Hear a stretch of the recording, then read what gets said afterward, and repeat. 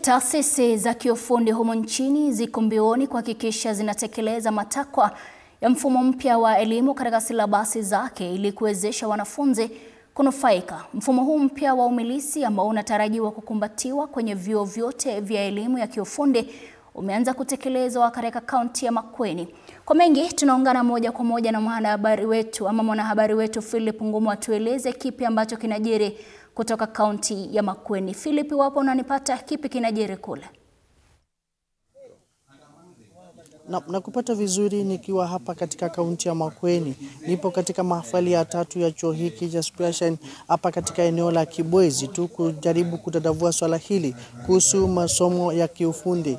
Ningelipenda nijiunge na washikadau ambao wamefika hapa siku ya leo. Watueleze kiatu hiki wamekuwa kikivalia na aina gani na vile vile wamekuwa kitekeleza swala hili kwa njia gani. Hebu nizungumze na wale ambao wanahusika katika mpango huu na siku ya leo watueleze wanafunzi ambao wanaweza kupata nafasi katika siku ya leo na vile vile hali itakuwaje katika siku za usoni. Karibia hapo utueleze we ni nani na hali imekuwaje na hii safari imekuwaje. Asante sana.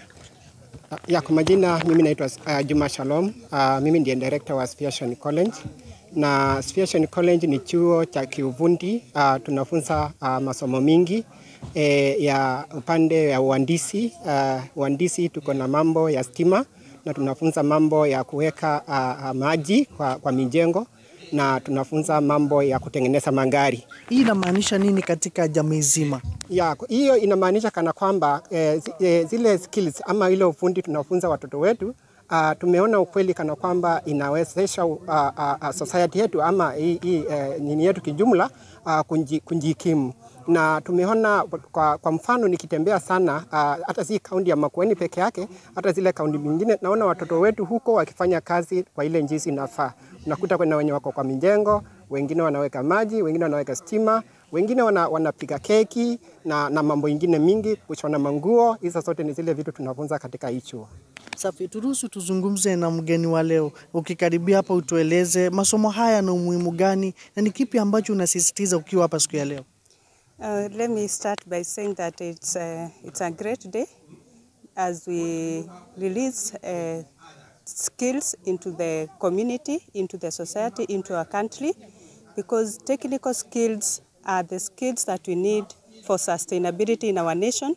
These are the skills that are best suited for our economic advancement, because these are the skills that we can employ at the operational and technical levels of our society, of our businesses, of our society, of all the programs in our nation. And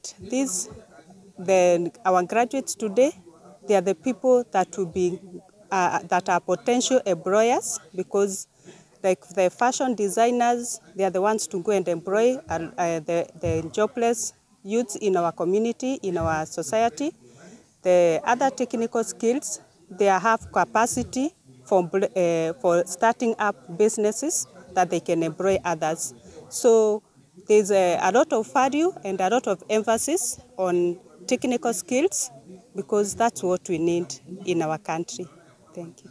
Safi, umekuwa katika fani hii ya kufunza masomo haya. Tueleza hapo, utuambie we ni nani kwa sekunde chache tu, alafu utuambie inamaanisha nini.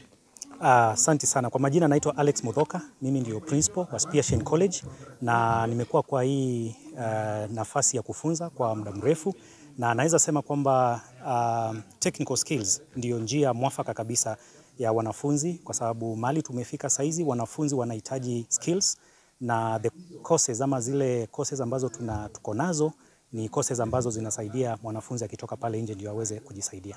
Ni kipi ambacho jamii inahitaji kujua? Maana kuna ufahamu kidogo kuhusiana na swala hili. Jamii inapaswa kujua kwamba hata mwanafunzi mwenye hajahitimu vizuri katika ile masomo yake ya high school, jamii inapaswa kujua kwamba huyo mwanafunzi hapaswi kuogopa kuingia katika college. Ile grade ambao wamepata, ni vizuri mwanafunzi pale nje ajue kwamba sisi tuko na nafasi ya kila mmoja. So ni vizuri kwamba kila mwanafunzi pale nje aelewe kwamba nafasi zote ziko, so wanafunzi wote wanaweza join our college na tuweze kuwasaidia. Safi, karibia hapa utuambie we kama ule mwenye amehitimu katika siku ya leo, unatoka nje na nini? Asante sana. Kwa majina naitwa Jonathan Leinka Sankaine. Mimi ni mkazi ama nimetoka Kajiado. Niko na furaha siku ya leo kuwa mojawapo ya mahafala ambao wana graduate siku ya leo. Kwa upande wa taaluma, mimi nimesomea social na community development.